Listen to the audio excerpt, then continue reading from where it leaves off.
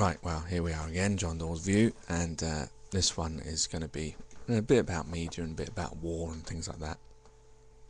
Because there's one thing I was asked on Blog TV. These were the things I recorded previously, but they didn't get saved on Blog TV.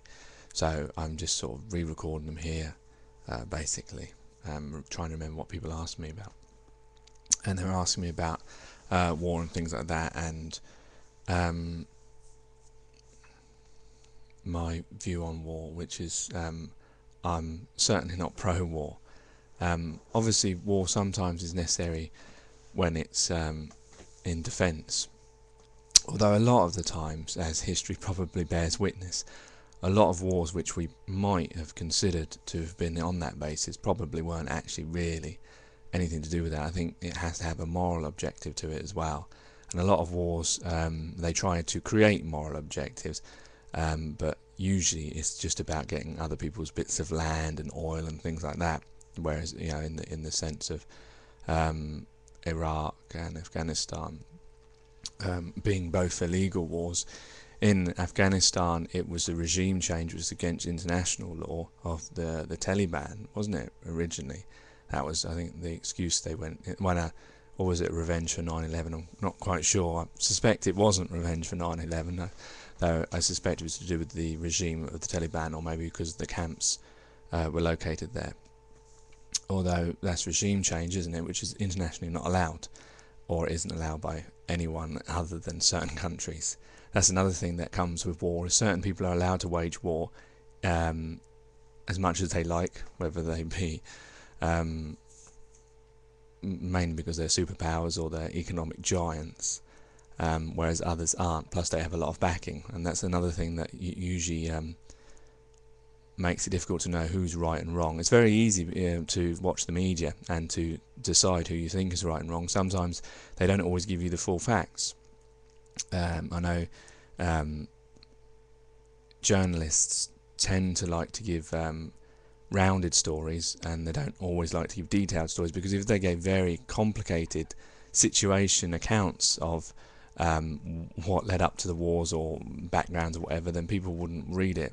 So unfortunately, journalists probably say they give a rounded picture rather than a detailed picture due to readers, and they might also claim that it's not actually their job to, you know, they're actually making entertainment, and that seems to be what news has become a little bit of. Like these days, since 9/11, every single little bit of a story that has a slight edge to it, slight out of proportion, is got breaking news written across the heading. I mean, the BBC have gone mad on that breaking news since 9/11. Every single thing, you get a little bit of, you know, water in Cornwall or whatever, and it's breaking news. You get, you know, I don't know, all sorts of things have now become breaking news, where this was a very Americanism thing that's probably been on American TV for some time now, and now it's been adopted over here since 9/11.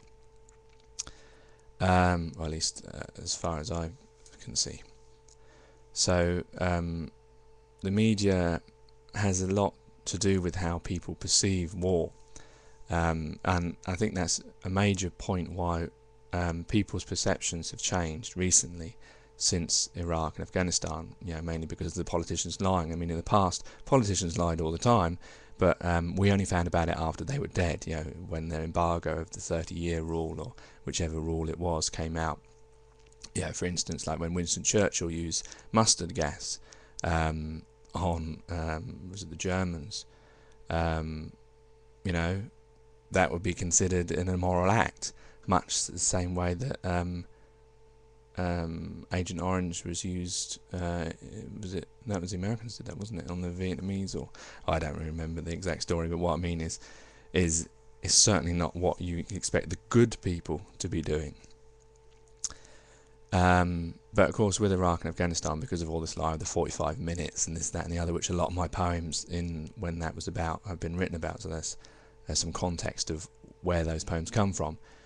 When you get sugary, smiley politicians saying things that are completely ludicrous, and people still follow them, and you know, obviously it was found out that 45 minutes was actually conventional weapons, not massive weapons of mass destruction, which couldn't even hit the borders, let alone reach here or anywhere else, or even Israel for that matter. So I think that changed a lot of people's perceptions, because the media actually took quite a responsible attitude into looking into, and unlike maybe in the past where they were maybe tied down by governments and just followed their lead, they actually exposed a lot of the things that went on. And it's probably the first time in the history of warfare where the media has played a very significant part in exposing the truth, as opposed to just being a propaganda engine like they were in the Second World War. And this may make it much more difficult for major powers to have wars in the future. The person on Blog TV was asking me about Iran and whether he thought Israel was going to attack them. That's what his belief was, and he believes that's on American television all the time, whether it's Bush, Obama, McClain, whoever, that he thinks Israel will one day attack Iran. Of course, this, and then we were trying to work out, so who would be on whose side, in the sense the Americans obviously usually back Israel, and Europe and especially the United Kingdom usually back America. Russia and China might back Iran. Russia would back Iran because I think it's got influences over there, and that's another reason for a lot of wars. Is to do with influences. I mean, even in the Second World War, we had a treaty. Was it? I'm not sure. It was not the Versailles Treaty, was it? It was a treaty no, that was the end of the First World War, wasn't it? No, there was a treaty with Austria or someone, that if Germany went into their land, then we would launch war against them, and they did, and we didn't do anything. And then another country, we had that same treaty. It was at that point that we actually entered the war because they forced us into it. But that's what I mean. Moral obligations is usually not the real reason for wars. People might claim, oh, this is an evil dictator and he's going to change the world, like they did with Saddam Hussein. But he was at the end of his career, and for 10 years he'd done absolutely nothing, and the UN had been there and made sure that he wasn't doing anything. And even at the end, he was embarrassed into having to show inside his castles and things or whatever, and let that plane go over to film secret stuff. So they try to use that old-fashioned technique of using the word Hitler as much as possible, and sort of trying to make him out to be a dictator, even though the United Kingdom and America has links with a lot of dictators in the past, and have placed people in power, etc.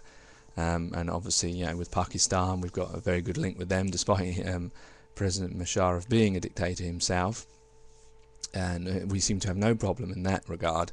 So we tend to we're very hypocritical people generally, politicians I should say, when it comes to war. So a lot of the times people usually think they're fighting for the good cause.